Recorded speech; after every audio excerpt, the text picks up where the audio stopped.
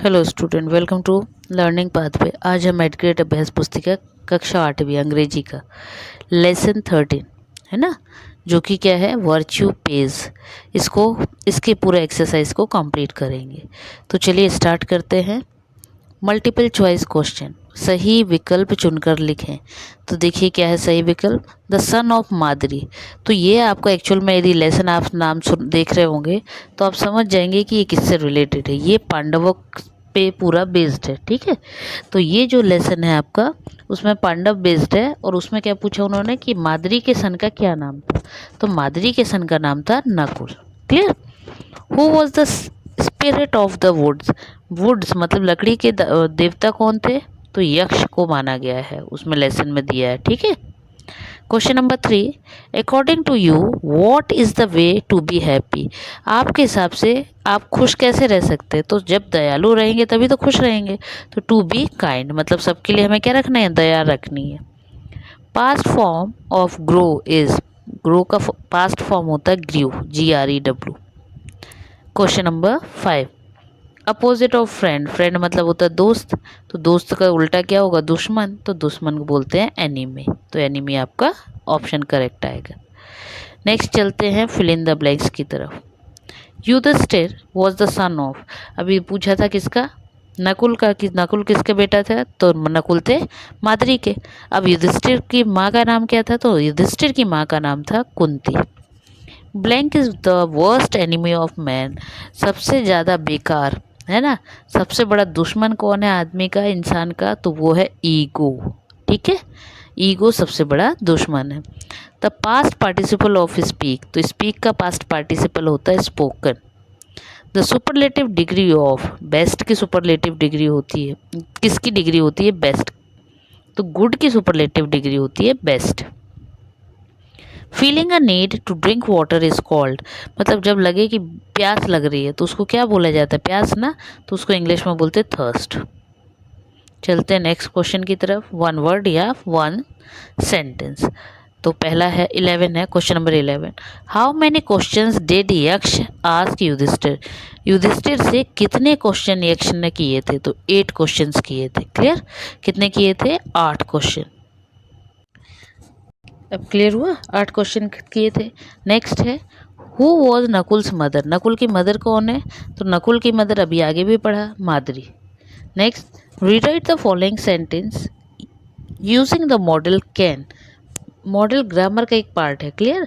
लेकिन अभी क्या है, तो आपको एक क्वेश्चन आया है तो अभी शॉर्ट में बता देती हूँ। तो आई रन फास्ट, तो इसमें क्या करना है आपको, मॉडल यूज़ करना है। तो मॉडल यूज़ कब होगा, वर्ब के पहले। तो आपको क्या कर देना, आई के बाद, देखो वर्ब है ना रन, तो रन के पहले तो आई कैन रन फास्ट लिख देना है। क्लियर। नेक्स्ट है राइट वन वर्ड, एक शब्द में देना है आंसर। तो a wild plant growing where it is not wanted, मतलब ऐसे प्लांट जो ज़रूरत नहीं है और क्या होता है अपने आप उग जाते हैं। तो जंगली जिसको पौधे कहते हैं ना, वो उसको इंग्लिश में कहते हैं वीड। नेक्स्ट है क्वेश्चन नंबर 15, वन लाइन और 2 सेंटेंस में, एक लाइन में या 2 लाइन में आंसर देना। हु सेड दिस, ये किसने कहा, क्या। Stop don't drink the water till you have obeyed the laws of the pool. किसने कहा था कि रुक जाओ, तब तक पानी नहीं पी सकते जब तक कि आप पूल के क्या है कानून को नहीं मानोगे। किसने कहा था ये, तो ये आपको पता होना चाहिए, यक्ष ने कहा था। Yaksha the spirit of woods. Next question number 16, write the names of 5 Pandavas. तो 5 पांडव्स के नेम बताने हैं, Nakul, Bhim, Yudhishthir, Arjun and Sahdev. Question number 17, what would you have done if there were in place of Nakul. यदि आप नकुल के प्लेस पर होते तो क्या करते। तो सीधी सी बात है, नकुल पूरे आंसर नहीं दे पाया था, हम नकुल के प्लेस पे होते तो क्या करते, पूरे आंसर देने की कोशिश करते। तो क्या आएगा answer, if I were in place of Nakul I would try to answer all the questions of Yaksha. हम क्या करते, यक्ष ने जितने भी क्वेश्चन पूछे उसके आंसर देने की कोशिश करते। अब है क्वेश्चन नंबर 18, सेंटेंस बनाना है कैन। तो यू कैन लर्न इंग्लिश। मे, तो जर्नली आप लोग बोलते हो मे आई कम इन, मे आई गो, है ना। तो वही आपका सेंटेंस हो गया, मे आई गो सर, मे आई कम इन सर। क्लियर। अब चलते हैं क्वेश्चन नंबर 19। देखिए इस तरह के क्वेश्चन आपके एग्जाम में आ सकते हैं, इसलिए इसको इम्पोर्टेंट समझिए, ये आपका इम्पोर्टेंट है। क्लियर। मैं साथ में समय समय पे पढ़ाते समय ही आपको क्लियर करते जाऊंगी कौन सा बहुत ज़्यादा इम्पोर्टेंट है। तो कोशिश करिए पूरे वीडियो में बने रहिए ताकि आपको इम्पोर्टेंट पता रहे, तो एग्ज़ाम के समय पे दिक्कत ना आए। अब है लॉन्ग आंसर। क्लियर? तो लॉन्ग आंसर में क्या दिया हुआ है, read the following telephonic conversation carefully and prepare a message for Rani. उन्होंने बोला कि इस कन्वर्सेशन, कन्वर्सेशन मतलब जो बातचीत हुई किसके बीच में, टेलीफोन पे हुई, किसके बीच में हुई है, तो रानी। ठीक है, मतलब उन्होंने क्या बताया, रानी के लिए एक मैसेज है। किसने बात की होगी, मीना एंड फादर। मतलब एक लड़की का नाम दिया हुआ मीना और एक तरफ फ़ोन पे कौन रहे होंगे, फादर। किसके फादर, रानी के।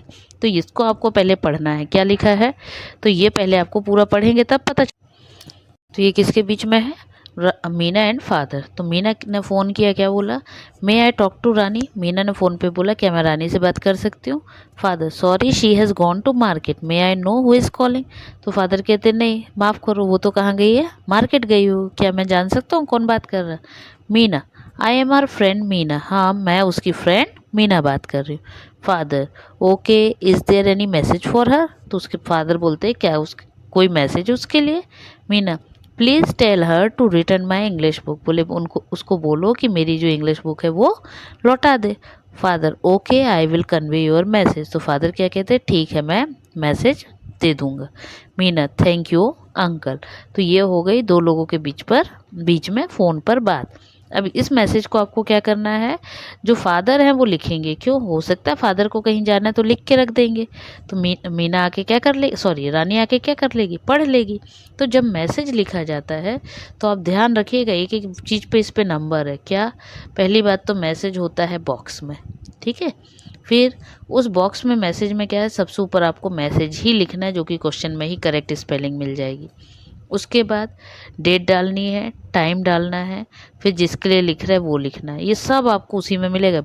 और बेटा यदि उसमें से आपने ये कॉपी कर लिया तो आपके आधे नंबर तो इसी में मिल जाएंगे।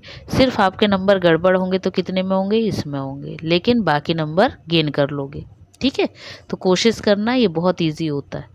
क्या लिखना है, your friend Meena called. Phone आया था ना, तो हर लाइन में ये तो आएगा ही, योर फ्रेंड मीना।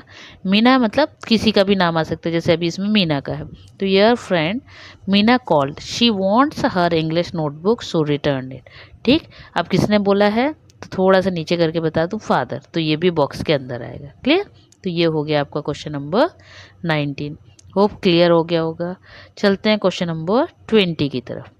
अब क्या है, read the passage carefully and answer the question given below. एक पैसेज आएगा, इनको आप बार बार प्रैक्टिस करिएगा, क्योंकि पैसेज 101% आपके पेपर में आएगा ही। और बहुत इजी होता है, पूरे आंसर्स उसी में होता है, एक आध को छोड़कर। एक आध इसलिए बोल रही हूँ क्योंकि क्या है, क्या तो नरेशन चेंज करने आ जाएगा तो थोड़ा सा डाउट दिक्कत हो सकती है, या फिर किसी वर्ड का मीनिंग वगैरह ढूंढने में दिक्कत हो। बाकी पूरे पूरे answer as usual same line में मिल जाते हैं। चलिए देखिए कैसे, पहले पैसेज पढ़ते हैं। Yudhishthir had hardly spoken these words when Yaksha said, O Prince, I am Dharma, the god of justice. I wished to know if you were just. I find that you are really so. I am highly pleased and shall bring all your brother to life. Yaksha sprinkled some drops of water on the dead bodies of her 4 brothers and they came back to life. क्या बताया passage में कि युधिष्ठिर ने क्या किया, जब पूरे answer दे दिए है ना, तो उसके बाद यक्ष ने उसको पूछा था, किसको, युधिष्ठिर को पूछा क्या, कि मैं सिर्फ ये ही कर सकता हूँ कि तुम विश मांगो, इनमें से तुम्हारे कौन से ब्रदर को मैं जिंदा कर दूँ। तो युधिष्ठिर ने क्या किया था, युधिष्ठिर ने पहले बहुत सोचा, फिर उन्होंने रिप्लाई दिया था कि मैं एक काम करता हूँ, मेरी मदर का तो है ना, मेरी माँ का तो मैं हूँ बेटा, तो मैं एक काम करता हूँ, माद्री का भी एक बेटे को मांग लेता हूँ। इसलिए उन्होंने नकुल को मांगा। और उनकी ये बात सुनने के बाद यक्ष ने पूछा कि ऐसा क्यों किया, तो उन्होंने यही रिप्लाई दिया कि माद्री के बेटे को मैं चाहता हूँ कि उस माँ का भी है ना, मतलब माद्री का भी एक बेटा कम से कम जिंदा रहे। तो जब वो ये सुनते हैं तो उनके इस आंसर से खुश होकर युधिष्ठिर ने क्या किया, वही इस पैसेज में पूरा दिया हुआ है कि युधिष्ठिर ने क्या किया, सबको ही जो ड्रॉप्स है, ड्रॉप्स मतलब पानी की जो कुछ बूंदे हैं, वो सब पे डाल दी और सभी चारों भाई उसके युधिष्ठिर के जिंदा हो गए। क्लियर? अब इनके अपने हमें क्या करना है, आंसर्स फाइंड करने हैं। तो क्वेश्चन नंबर 1 क्या है? Why did Yudhishthir was wish Nakul to bring back to life. अब युधिष्ठिर ने क्यों सोचा? तो देखो मैंने अभी बोला भी था, because Nakul was the son of Madri, क्योंकि नकुल किसका बेटा था? मादरी का। चलिए नेक्स्ट देखते हैं। हु वॉज यक्ष? तो यक्ष वॉज, देखो ये लिखा है, ये धर्म द गॉड ऑफ जस्टिस, है ना। तो यक्ष कौन था? धर्म द गॉड ऑफ, देखिए Yaksha was Dharma the god of justice. Now next third question, how did the Pandavas come back to life. तो कैसे बैक हुए? तो उन्होंने, यक्ष ने क्या किया था? सभी के ऊपर वाटर स्प्रिंकल किया था। ये देखो, ये जो लाइन है यहाँ से, ये आपका आंसर है, ठीक है। ये यहाँ पे लिख भी दिया मैंने। Yaksha sprinkled some drops of water on the dead bodies of the Pandavas and they came back to life. उन्होंने क्या किया? उनके ऊपर पानी डाल दिया और सभी जिंदा हो गए। What is the noun of the noun form of just? तो जस्ट का नाउन फॉर्म होता है जस्टिस। ये क्लियर, ये आपका नाउन फॉर्म होता है। What is the opposite of the word alive? तो अलाइव का अपोजिट होता है डेड। यहाँ पूरी स्पेलिंग नहीं लिखी थी, छूट गई थी, तो स्पेलिंग होती है DEAD, डेड, ठीक है। मतलब जिंदा का क्या होता है? मुर्दा। तो वही लाइफ का डेड। क्लियर, ये हो गया आपके पूरे कंप्लीट लेसन 13। अब आप इसको अपने, जिसके पास बुक है तो बुक में कंप्लीट कर लीजिए, जिनके पास बुक नहीं है तो बेटा कोशिश करिए एक नोटबुक बना लीजिए। नहीं भी बनानी है तो फिर आपको ये वीडियोस तो दिख ही रहे होंगे, आप इनसे बार बार पढ़ लीजिए।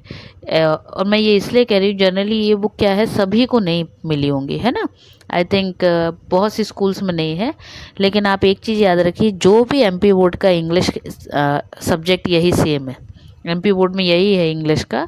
तो जर्नल इंग्लिश जहाँ जहाँ ये है, तो बेटा कोशिश करिए कि आप इससे भी पढ़ लीजिए, क्योंकि इसमें से बहुत सारी चीज़ें आपको एग्ज़ाम में काम आएंगी। क्लियर, तो चलिए नेक्स्ट वीडियो के लिए वेट करिए, तब तक के लिए बाय बाय।